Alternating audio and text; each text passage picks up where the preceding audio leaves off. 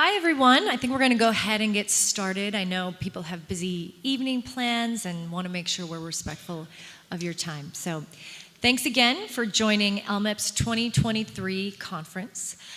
This is our final panel, and this discussion is aimed at tackling the big question of, how can civil society peace builders and the diplomatic community work better together?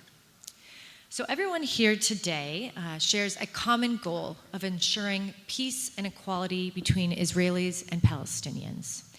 But sadly, that goal is moving further and further away from us.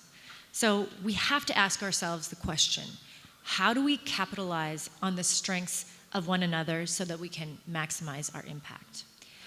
We have civil society that plays this very important role in opening up support for peace and building the trust that's necessary for peace agreements. The diplomatic community, for their part, brings leaders together to bridge gaps on key issues and provide carrots and sticks that can help make peace more attractive for the parties. So each of these communities needs one another.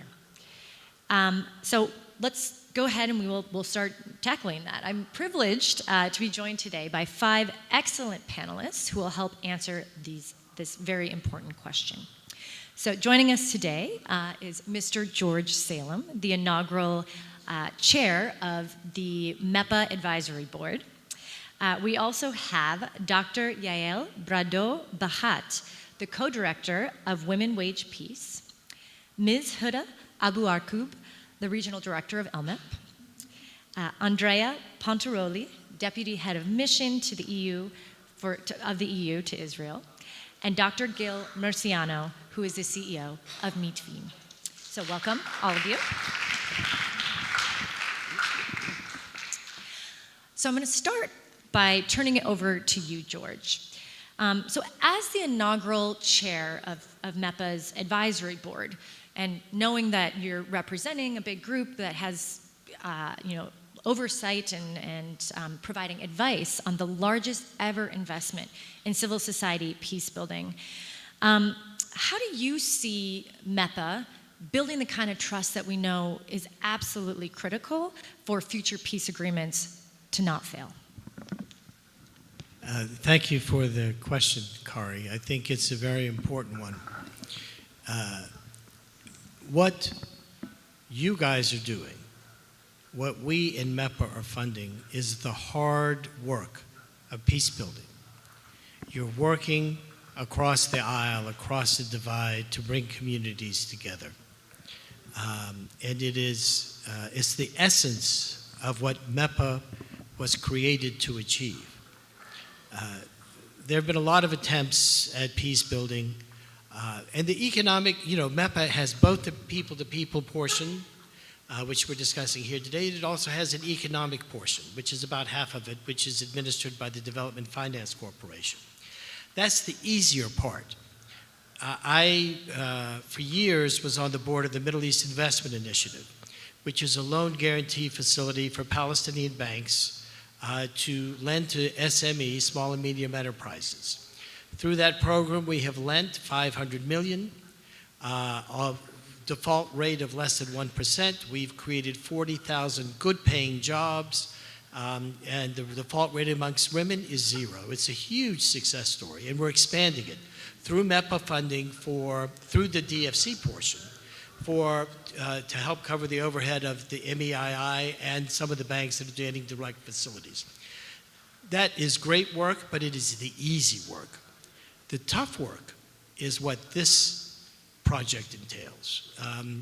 It is very difficult to get people out of their safe space and to deal with someone that has a different narrative. It is very difficult to get someone, a Palestinian, to recognize the Israeli narrative, and vice versa. And that's what this work is about. So many of our projects are designed to get people from both sides together, whether it's women to women joint ventures funded by Tomorrow's Youth, or whether it's the Perez Center and the medical professionals working together. The two communities in each of the 10 projects have not dealt with one another before. which is a fairly extraordinary fact to my mind. I mean, let's face it, this land isn't that large for there to be such divides between the people. And I believe that these projects have served to begin the process of building trust. John Kerry, in his remarks as he was leaving as Secretary of State, it's the lack of trust between the sides that resulted in the lack of progress. When they got into the negotiations, they could actually make commitments, but neither side trusted the other to deliver. How do you build trust? You've got to start at the grassroots level. And that's what ALLMEP is about. That's why ALLMEP was so instrumental in the passage of this legislation, along with other civil society organizations led by ALLMEP. And there is so much work to be done. But I'm a big believer in success begets success. As we get through the first 2 years of these programs, they become more acceptable. They begin to see the hard work being achieved and progress being made. I think you will build more credibility. As we meet with the Arab governments and get these MOUs in place so that they support similar kinds of programs, you will see more viability. What the EU is doing is very important with all of the work that you're doing to help bridge the divide. But the US government, Congress in its wisdom, decided to invest this chunk of money exclusively in peace building, which is different from the $219 million that USAID will have next year in bilateral economic assistance. Before the passage of the Taylor Force Act, it was $500 million and plus a year for the West Bank and Gaza. And it's the reason this was so important and was additive to the USAID bilateral budget is because everyone recognized that if you're going to solve these issues, and there are myriad of issues, you've got to get people to start trusting one another. And what better way to do that than through these people programs? Thank you so much, George. Appreciate that. So Yael, I want to turn to you next. You represent Women Wage Peace, which is ALLMEP's largest member organization. Women Wage Peace has over 50,000 women working every day to promote a political agreement. And you have a parallel partner movement, Women of the Sun, doing the same in Palestine. So at the core of your theory of change is that this broad, women-led grassroots approach can disrupt the current conflict dynamics. So can you share a little bit more about what Women Wage Peace's work is and what you're doing to push for a diplomatic solution? So Women Wage Peace is a grassroots organization. It was founded in Israel. It's an Israeli organization movement in 2014 in the aftermath of the Protective Edge operation. And since then, we work daily in Israel and now also with our sister movement, Women of the Sun, trying to promote negotiations that will lead to an agreement, an honorable, nonviolent, mutually accepted agreement with the active participation of women throughout all the process of negotiations, beginning now and until the implementation of the future agreement, based on the Security Council UN Security Council Resolution 1325. So this is what we do daily, and we work with Israeli public, we work with Israeli decision makers. We took upon ourselves to elevate the hope, or maybe return the hope that peace is possible, that there is a partner on the other side. We tackle this notion, the prevailing notion, that there is no partner on the other side, and Women of the Sun do the same thing in the West Bank and in Gaza. Just to say, they have about 2,500 registered members by now. They're very, very new. Among them, 300 members in Gaza. So they're working very, very hard, very courageously, daily. Yes, they were here before they had to go, but absolutely, it's a wonderful partnership. And they want me to talk also about our partnership with the community, the diplomatic community in Israel. Okay. So as we see it, and I want to highlight two main roles that we see of the diplomatic community and diplomacy in general. So we all know that diplomacy has the major role, or the formal role of diplomacy is to support the track one processes. But we also see the involvement, or the crucial involvement, of diplomacy in the track 2 processes, and the Oslo Accords is a good example for track 2 initiative that eventually ended up in track 1. Unfortunately, it was not successful enough, but we do hope that this can be replicated, or replicated and improved. So in this regard, we find the diplomatic community in Israel, the role of the community is to spot and find the initiatives that can be scaled up to track 2 initiatives, and later on to track 1 initiatives and processes, and bring upon the official negotiations that will result in an agreement. So this is one kind of very valuable support of the diplomatic community in Israel. And the other part, I would say that this is the top-down part, and the bottom-up part is really to cultivate and encourage and support the grassroots initiatives in Israel and in the West Bank. Just to give some examples, when diplomats invite us, Women Wage Peace and Women of the Sun, to present the movements, to present the partnership, to spread the word across the diplomatic community in Israel, it's very helpful.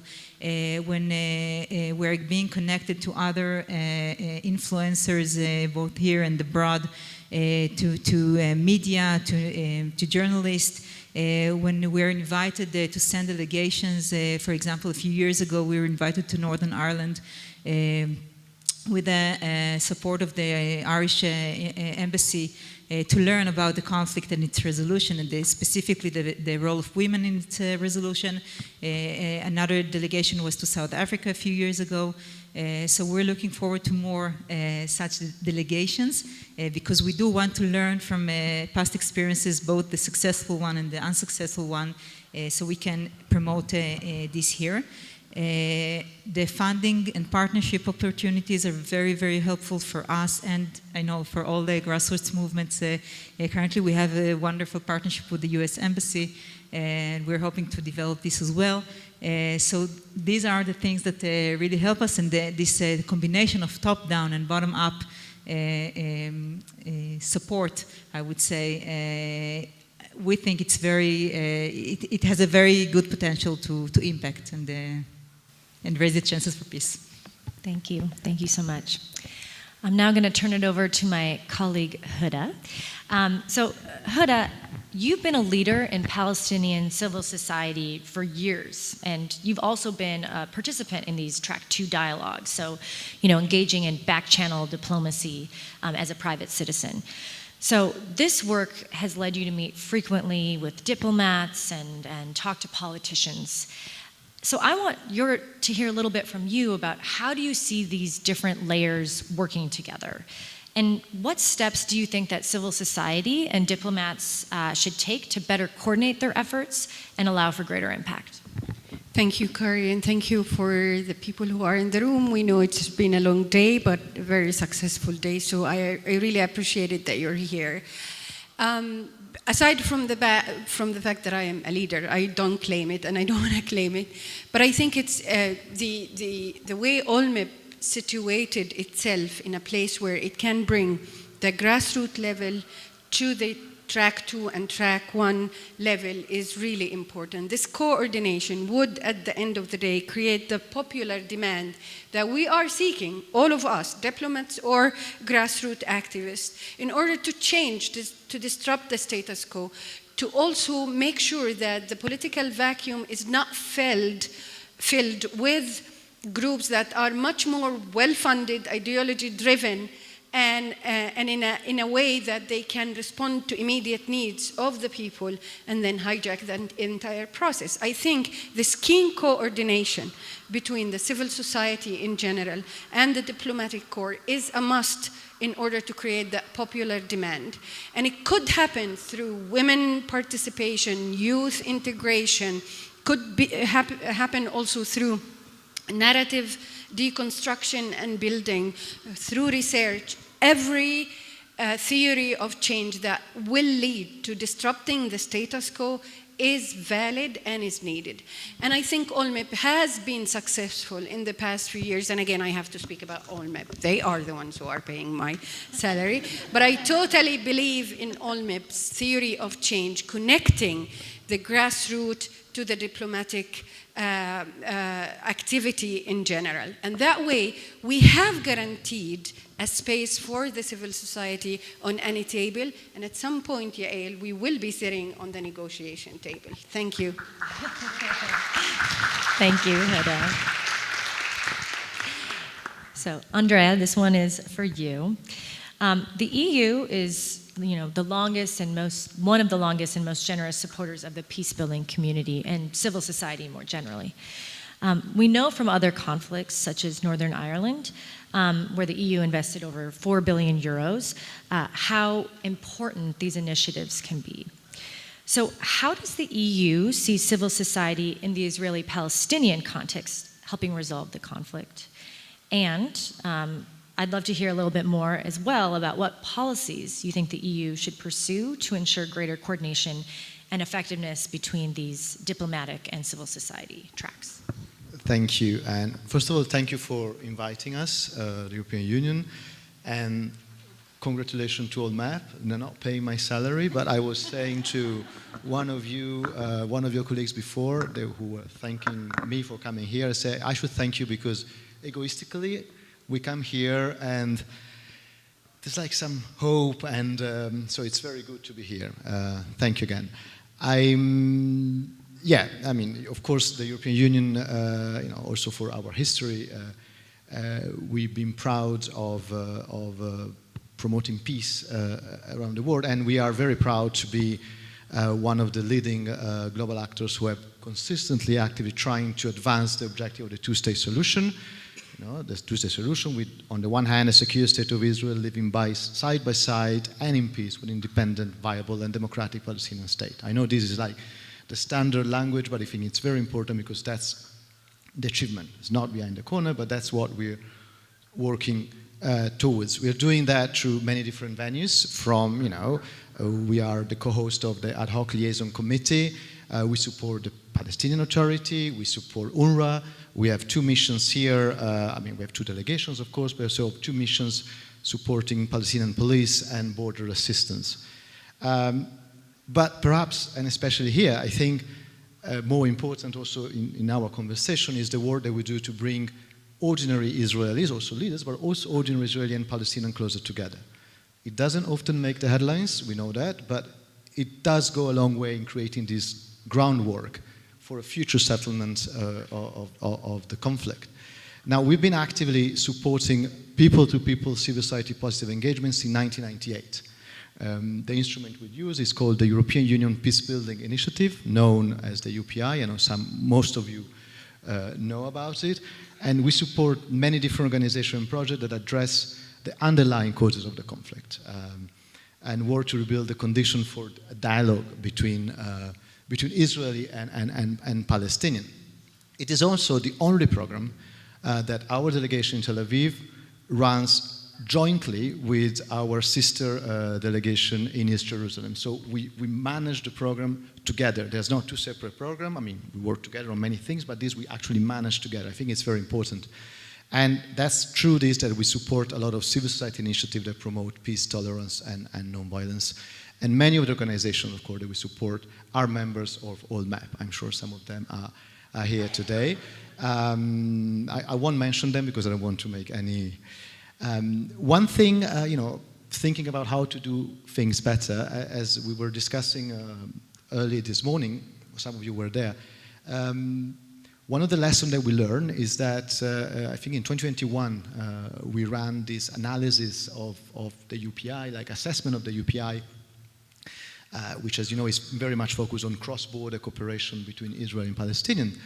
And one of the results of this assessment was that, important as this is, it needs to be complemented by something within each of the societies, within the Israeli and the Palestinian societies. And our experience, I mean, now I'm talking about the Israeli side, of course. So we have also programs which put together Israeli Jewish citizens and the Arab-Palestinian minority within Israel. Just a few weeks ago, I attended an event near Haifa, which was organized by the Tali Education Fund and the Rosling Center for Education and Dialogue, which brings together Jewish and Arab educators and pupils from all around Israel, from twin schools throughout the country. There were 1,000 students and educators there being together. I mean, the event was wonderful, but what really touched me was talking to some of the teachers there and also some of the parents who were there, who were explaining that if it weren't for this kind of programs, their children, their pupils would have probably gone throughout the whole education, primary education, without ever engaging like actively and talking to somebody. And in the previous panel, some people were saying, no, we shouldn't focus on students, we should focus on pupils, we should focus on the leadership. What we do, we focus on all of them, like the leadership, the students, the pupils. So we need more of this, and I stop it here and we continue. Thank you. Thank you for that. I'm now going to turn it over to Gil from Mitvim. So Mitvim is unusual in that it sits between civil society and the diplomatic community, and it's often in the role of translating one to the other. So in the conversations that you're having with these groups, what is the perception each has of the other? And what do you think is working well? And what could be done better? So it's a Chatham House rule, right? Because I mean, this no. one is not, so. Thank you very much, Carrie, and by the way, thank you for the audience, the hardcore audience that stay until the end. A confession to make, we are not part of the ALLMEP network, but we are highly appreciated because the connection that you are describing here between the diplomatic community and the civil society at large is not natural. But I think that looking at the last month, we can already somewhat celebrate two successes, two temporal successes. One regarding the, how should I put it, the quite unique, unusual decision by the Israeli government to send Mr. Ben-Gvir to represent the government in the Europe Day. You don't have to comment on that.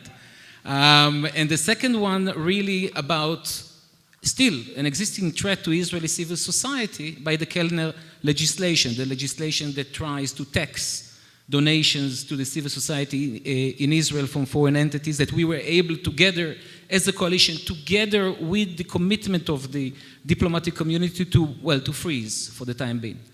And I think that a lot of it owes to the other big elephant in the room, not the Israeli-Palestinian one, but really about the fight for the democratic soul of Israel, what we've been experiencing since this government actually entered office. Because it actually brought about a change of mindset about the connection. I think, if I can speak for the diplomatic community, issues that used to be domestic or not part of foreign policy per se, about the democratic nature of Israel, that directly connect to issues of occupation and the two-state solution, are suddenly on the table. From the higher echelons up, from the Biden administration, from Macron, from Scholz, and so on. So the lines separating what is domestic and what is foreign are somewhat blurred in a positive way. But the real change is from if you ask me, is from the civil society. When we presented as a think tank that deals with foreign policy to the group of civil society organizations in Israel, the potential of the Abraham Accords 2 years ago to promote Israeli-Palestinian peace, we received, I should define it as ambivalent responses about the role of the international community. Now I think Israeli civil society organization, and not just in the pro-peace, but on the broader sense, understand that part of what we experience in Israel here, the threat to democracy, is part of a much broader international struggle between liberal, anti-liberal, liberal democracy, however you define it. And they also understand another thing, that the international community, the international world, is the major arena where this government is trying to buy legitimacy. And therefore, tackling the policies and making sure that specific red lines are being held is super important. It's part of the domestic work that those organizations are doing. what could be done better, even better than what we're doing today? I think, look, I mean, there's obviously a different DNA to civil society organization in the diplomatic community. In tone, you know, the need to continue working with the government officials while criticizing the policy. This is something that we at Mitvim also experience. We work very closely with civil servants while going against the policies of the government. So this balance is obviously clear. Also the pace, you know, things. Again, I'm not going to say who's got it right. But I do think that one thing that Israeli civil society can do better is to pick the battles. You know, we are talking about the danger of a death of 1,000 policy cuts, or actually 141 legislations. Some of them are connected directly to the Israeli-Palestinian topic, others are not. We need to pick our battles, and we need to be able to brief and to provide the necessary information in the right time in order not to completely create a hyperventilation here. So this is one thing we can definitely do. For the international community, what I would like to see is, you know, continuing the momentum of the fight against the Kellner legislation, speaking up about the role of civil society, not just about the policy promoted by it, but the role of civil society in visits, empowering this specific group, and of course, issues of resources should never be left aside, but the resources not just to specific projects, but also to the resilience of the infrastructure of civil society in Israel as a value in itself. That's in a nutshell of a nutshell. Thank you. All right, I'm going to turn it back to you now, George. So, you know, we talked about MEPPA, and I think one of the things we don't talk about when it comes to MEPPA is that MEPPA was passed in the US Congress in no small part due to the long-term concerted advocacy efforts of Israeli and Palestinian peace builders. They would go up to Washington, D.C., they'd go up to Capitol Hill, and they would make their case about why this work is important. And they really changed US policy. And so I'm wondering if you can, if there's something we can learn from that example about how civil society peace builders can impact policy in this region. I actually think there's a great deal that can be learned from this example.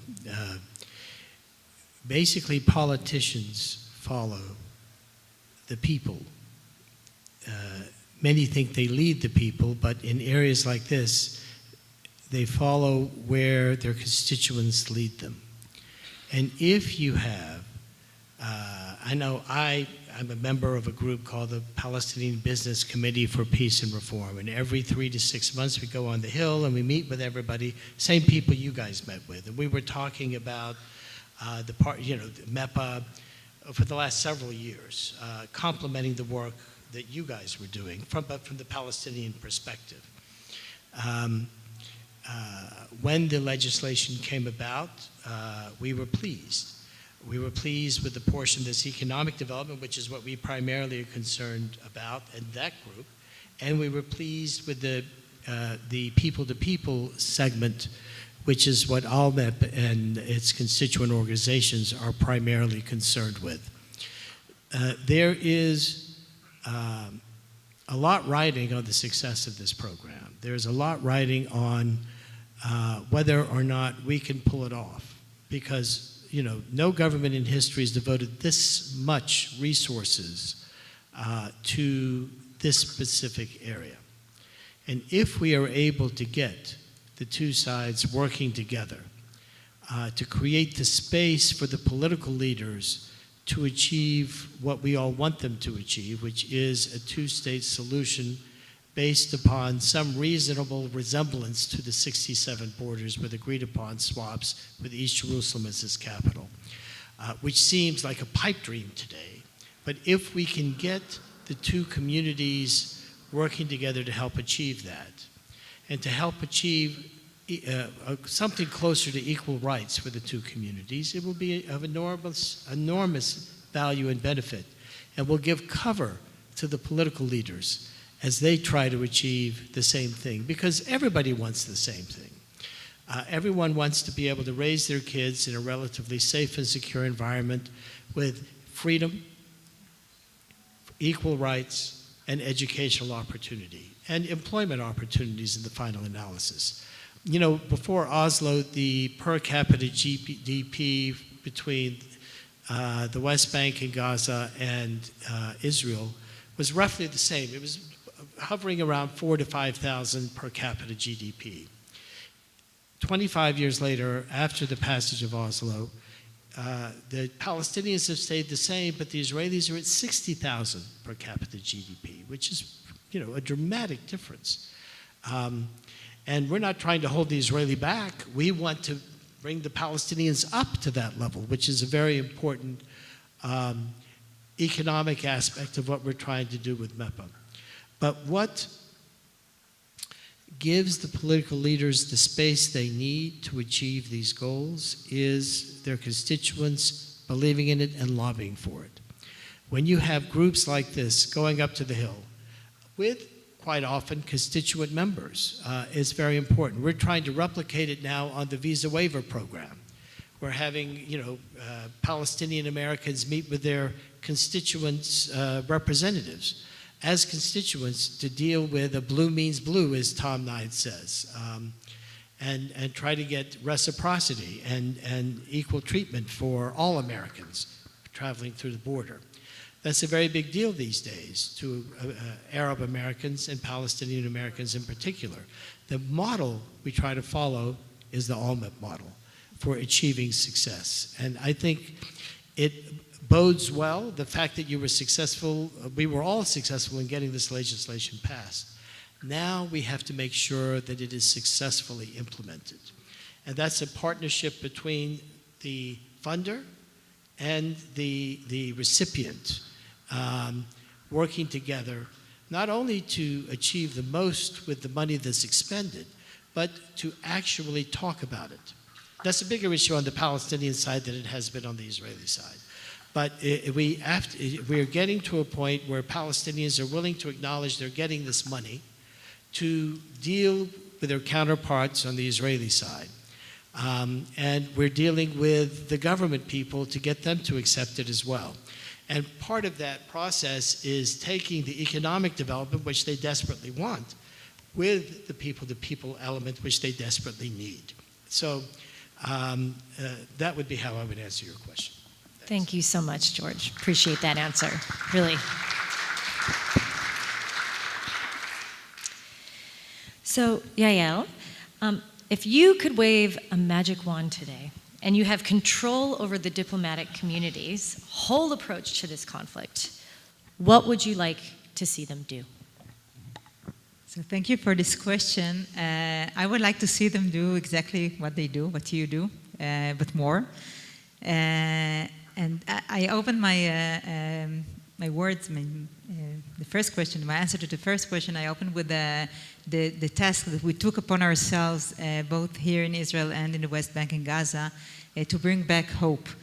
And we need the support of the diplomatic community to succeed in doing this. And while you were talking, I thought that you can spread the word, okay? This is, of course, the first thing. Spread the word, because all the world needs to know that there is a very vibrant peace activism here in this region, and wonderful connections and partnerships between Israelis and Palestinians, and specifically between Israeli women and Palestinian women. And everyone needs to know that to get hope back, because if there's no hope, nothing is done. So hear about us, tell about us, and invite us to tell about us, not just to learn about us from others, but to listen to us, to talk to us, to hear from firsthand what's going on and what we do, and how we see the future of our children and the children of this region.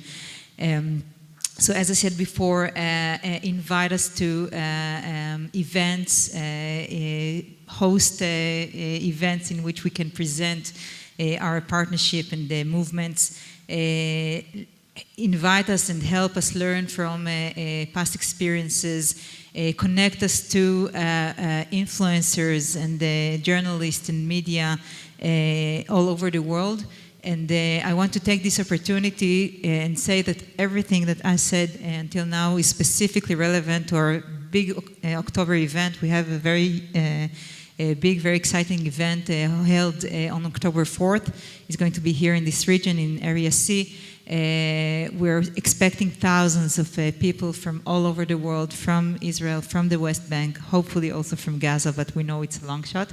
But definitely from all over the world. We invite you all to join us. We'll invite the diplomatic community. If you haven't heard from our international relations coordinator, Angela, you will probably hear from her very, very soon.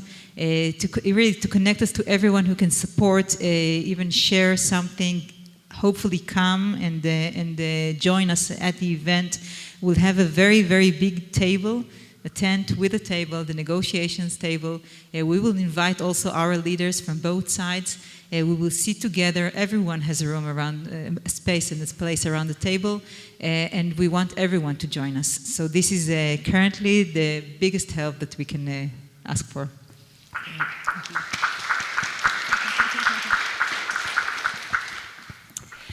So, Huda, there is some incredible leadership within Palestinian civil society, but there is often this sense, that we get from diplomats that the same kind of energy and creativity that we see in Palestinian society is sometimes less evident diplomatically.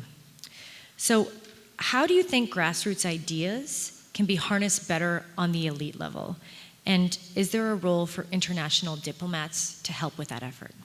Definitely. It's a very tricky question. Thank you, Kari. If I stay tonight here, that would be amazing. But I have to respond to this quickly by saying yes, the Palestinian people are not represented well on the diplomatic level, and we deserve much more better representation. And at some point, I think this community is going to provide a different kind of diplomatic core that is not necessarily related to one party or the other party, because that's not democratic. And again, because we don't have democracy or access to practice democracy, in the future would be a state of Palestine, I think the youth are refraining from being part of any political endeavor. And that's why I think this community is going to be the only community that would provide that kind of training, that kind of savviness when it comes to how we can take our Palestinian cause to the next level, rather than just dwelling on what's not working. Maybe our young Palestinians with true partnership with the world would be our new advocates. And who knows, maybe in 5 years, we will have people who are leading our political life that are young and very representative of the Palestinian society, inshallah.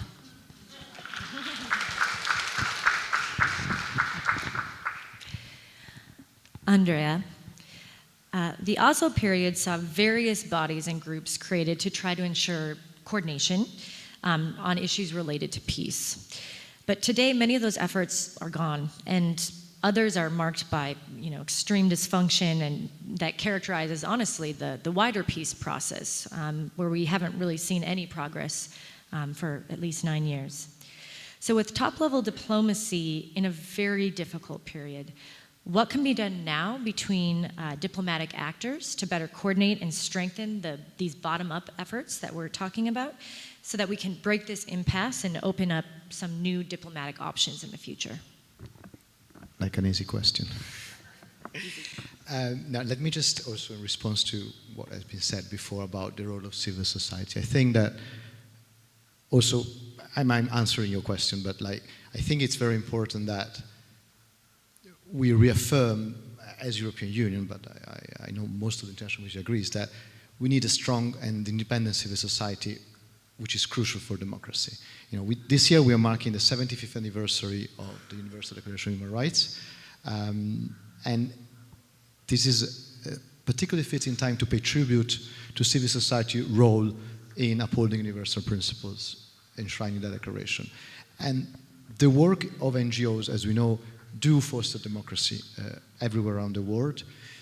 And their role, even though some people don't like it, is to monitor and curb the abuse of power and for holding states accountable for human rights violation. And we know that today, in many parts of the world, in the Middle East, but alas, also in Europe, governments sometimes use legislation to restrict this civic space, to limit the activities of NGOs and their access to resources, which is why the European Union will continue to stand side by side with NGOs around the world, including in Israel and Palestine.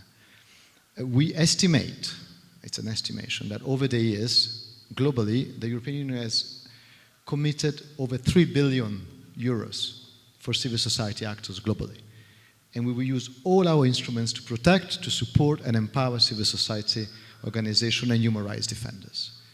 Now, you made a point about the peace process being basically dead, defunct, and top-level diplomacy being in crisis. I mean, I'm not going to counter this, disagreeing with you, but it is true that things don't look great. We're not under any illusion that there's going to be a peace table convened tomorrow, or that the solution is behind the corner. No. But I think that, I mean, you do that, we believe that there's never a bad time to work for peace. And whether you're an activist or whether you're a diplomat, we should never stop to create the condition for peace to become possible. As High Representative Borrell recently wrote in an op-ed, which was published also here, we need more intensive international efforts to create a new peace dynamic. While we cannot, I repeat, we cannot force the parties to the negotiating table, we can prepare the way and help them get ready. In 2013, 10 years ago, the European Union offered what is an unprecedented package of security, economic, and political support if the parties were to reach a peace agreement. In February this year, so 10 years after, the High Representative Borrell met with the Foreign Minister of Saudi Arabia and the Secretary General of the Arab League, Abu Ghai, and they agreed to revive regional peace efforts building on the 2002 Arab Peace Initiative and adding the European package to it. So we are currently exploring what can be done, in spite of all the gloomy picture, to contribute to Israel-Palestinian peace once it comes. Again, I'm quoting our boss, the High Representative Borrell, neither Europe nor anyone else's contribution would be implemented unless there is an Israeli peace, a Palestinian peace agreement. And we should not assume, of course, that our promise of support will be sufficient to bring about that outcome.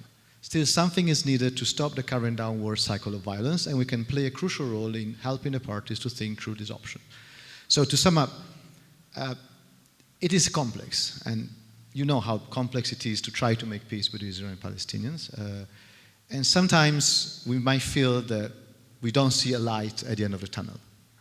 But if we believe in a better future for the region, and I think all of you do, otherwise you wouldn't be here, we have to continue trying and look for that light, but also help creating that light at the end of the tunnel. And the European Union will be with you all the way for that. Thank you. All right, Gil, I have the final question of the final panel today for you. No pressure. Just an easy softball question. It's not. So you mentioned earlier, you talked about how diplomats and civil society work together to push back and ring the alarm bells about this potential NGO taxation proposal. And they were very successful in that. And it's obviously a fight we're going to keep fighting.